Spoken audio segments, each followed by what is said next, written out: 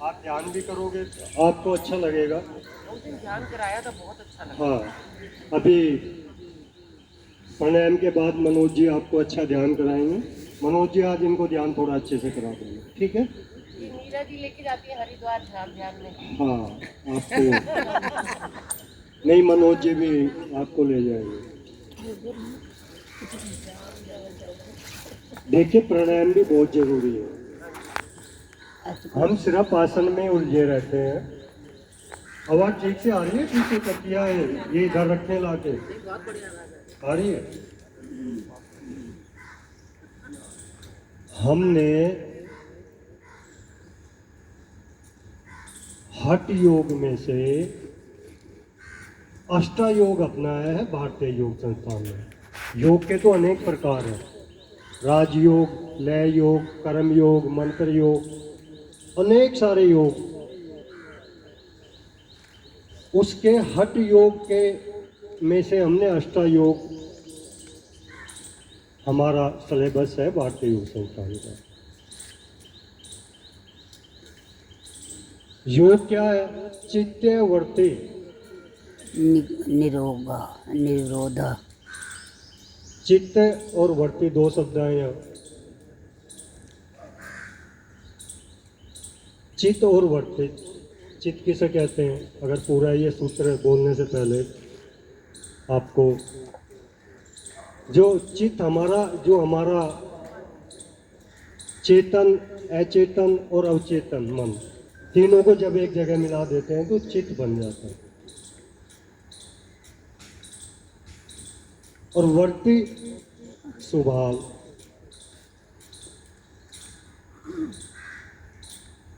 जो हमारे चित्त का स्वभाव है उसे कंट्रोल में करना। समझ में आ रहा है ना? चित्त का स्वभाव चंचल है, उसे हम यहाँ पे कंट्रोल करते हैं। और अष्टायोग अपनाया तो 8 प्रकार का, पहले यम, नियम, फिर नियम, फिर आसन, फिर प्राणायाम, योग, प्रत्याहार, धारणा, धारणा, ध्यान और समाधि। समाधि। इन 8 अंगों का पालन हम लोग करते हैं। हम तो तीसरे और चौथे पे उलझ जाते हैं। हमें पहले जो दो हैं, यम और नियम, उनका तो पता ही नहीं। यम किसे कहते हैं? नियम। 5 प्रकार के यम है, 5 प्रकार के नियम है। आसन में आने से पहले तो उनका भी पालन करना पड़ता है, बाकी चीजें तो बाद की हैं। आपका तीसरे नंबर पर आते हैं आपके आसन, और चौथे नंबर पर आपका प्राणायाम आता है। तभी तो कहा चित्त है वर्ती से निरोधा योगा। चित्त की वृत्ति का निरोध यानी रोक देना, चित्त के स्वभाव को चंचल है जो उसे अपने बस में करना, वो योग है। यम, यम किसे कहते हैं? अगर उसकी परिभाषा देखें तो अपनी इंद्रियां और उनका स्वामी मन, 10 इंद्रिय हमारी, जो 5 ज्ञान इंद्रिय और 5 कर्म इंद्रिय, उनका स्वामी मन को हिंसा आदि अशुभ भावों से हटाकर आत्म केंद्रित करना यम है। ये 10 की 10 इंद्रियां और इनके स्वामी मन को, जो ये हमारे अशुभ भाव है, वो यम है। 5 प्रकार के अहिंसा, सत्य, अस्त्य, ब्रह्मचर्य और अपरिग्रह, ये 5 यम है। अहिंसा, सत्य, अस्त्य यानी चोरी, अस्थिय, ब्रह्मचर्य और अपरिग्रह, ये जो हमारी प्रवृत्ति है ना, इकट्ठा करने की, और ला एक मकान तो 10, अपरिग्रह इकट्ठे करने की प्रवृत्ति, ये 5 प्रकार के यम, इनका पालन करना। 5 प्रकार के नियम: सोच, संतोष, तप, ईश्वर प्रणिधान और स्वाध्याय। सोच यानी शुद्धि, काहे की शुद्धि? शरीर की, इसकी शरीर की, तो नित पोखे ये सूखे जो धोवे सो मैली, निस्दिन करे उपाय दे का रोग दशा फैले। तो रोज इसे इस शरीर को दुलाना रोज है। धोता है, रोज साबुन से रगड़ता है और ये सूखता ही जा रहा है, फिर भी रोगों से भरा पड़ा है। हाड़ मास से बनी दे, ये रोग ही रोग है इसके। इसकी शुद्धि नहीं, अपनी इंद्रियों की शुद्धि, अपने मन की शुद्धि, इसकी शुद्धि तो कितनी कर ले। अपने आहार व्यवहार की शुद्धि, संतोष जितना है उसी में संतोष कर लिया। 2 रोटी मिली, एक और कोई भी आ गया तो भैया वो भी भूख है, उसे भी आधी उससे शेयर कर ली। कोई और आ गया तो 2 रोटी के 4 हिस्से कर लिए, उसके साथ शेयर कर लिए। जितना प्रभु ने दिया उसने में संतोष। तप शरीर को नहीं तपाना, अपने आप को, अपने इंद्रियों को, अपने मन को तपाना। और ईश्वर प्रेरणधान, जो कार्य आपको करना है ईश्वर को समर्पित कर दो। प्रभु मैं और तू तेरा ही अंश हूं, मैं तो ये करने जा रही हूं, अच्छा हो बुरा हो जैसी तेरी इच्छा, तेरी शरण में हूं मैं, तू जाने तेरा काम।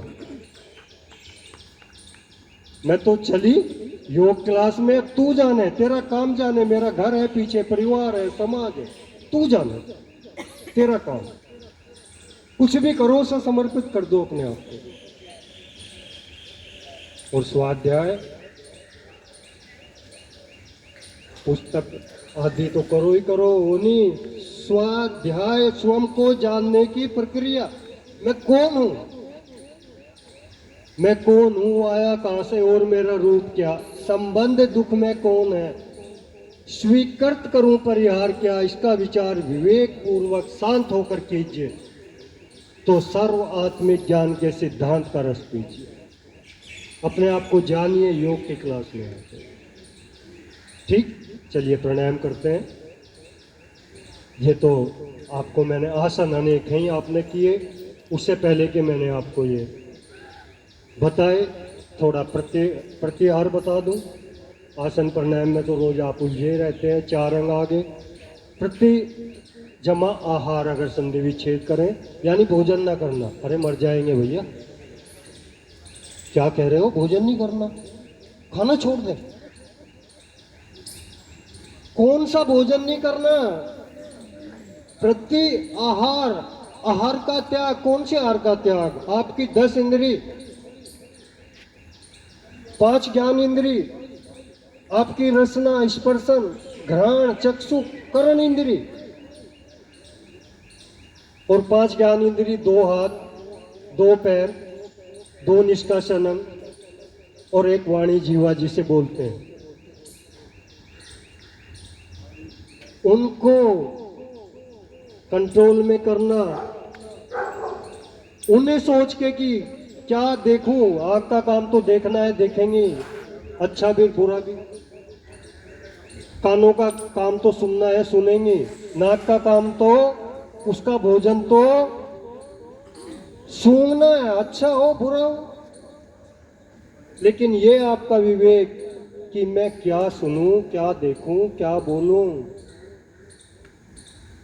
ये, और कैसे कर्म करूं, हाथों से, पैरों से, वो प्रत्याहार, धारणा। अभी ध्यान कराएंगे मनोज जी। धारणा क्या, किसी विषय को धारण कर लेना कि आज मुझे दीपक की लो पे ही ध्यान लगाना है, इसी के ऊपर धारणा, उसके बाद ध्यान आएगा, पहले धारणा तो कर लो। और समाधि तो बहुत उच्च कोटि योगी की अंतिम दशा है, जिसमें वो जीने मरने का चक्कर से छूट जाता है। ये अष्टायोग भारतीय योग संस्थान ने अपनाया है। उसका प्राणायाम आज चौथे अंग में हम जा रहे हैं। प्राण जमा आयाम। प्राण क्या, दो चीज बन जाती है यहाँ भी, प्राण जो हम ये भोजन पानी खाते हैं हमारी सांसों के साथ मिलके हमारा प्राण बन जाता है, और आयाम विस्तार उस पे कंट्रोल अपने प्राणों। बताइए 1 मिनट में आप कितने श्वास लेते हैं? बताइए कोई भी बहन मेरी, 1 मिनट में मानो कितने श्वास लेता है? 17 से 18। और कोई? 12 से 16 72,000। 72,000 कौन करता है? और कोई? नस नाड़ी में। मानव 1 मिनट में बहन करीब करीब ठीक है 15 से 16, हाँ। 17 से 18 मान बिल्कुल करीब आ गई, इतने श्वास लेता है। इतने ही लेते हैं। तो उसके लगभग 80-100 साल के करीब की उम्र है। कछुआ 1 मिनट में 4 श्वास लेता है तो 300 साल तक भी जी लेता है। हाथी भी 150 साल तक जी लेता है, उसके 10 श्वास है। कुत्ता बिल्ली 35 श्वास लेते हैं तो 10 साल में छुट्टी हो जाती है। जिसके जितने ज्यादा श्वास उतनी जल्दी मौत। तो जिसने अपने श्वासों को कंट्रोल कर लिया, 15-16 से हम अपने प्राणायाम की साधना से 14 पे, 13 पे, 12 पे, 11 पे ले आए, उतनी आयु बढ़ जाती है। आयु ऐसे निश्चित नहीं कि मैं 30 साल जीऊंगा या 50 साल। आपके श्वासों की गिनती निश्चित है, उसे घटा लोगे तो उम्र बढ़ जाएगी। बढ़ जाएगी। उस पे कंट्रोल प्राणायाम है। आइए गहरे लंबे श्वास, आपके 3 प्राणायाम है आपके सिलेबस में।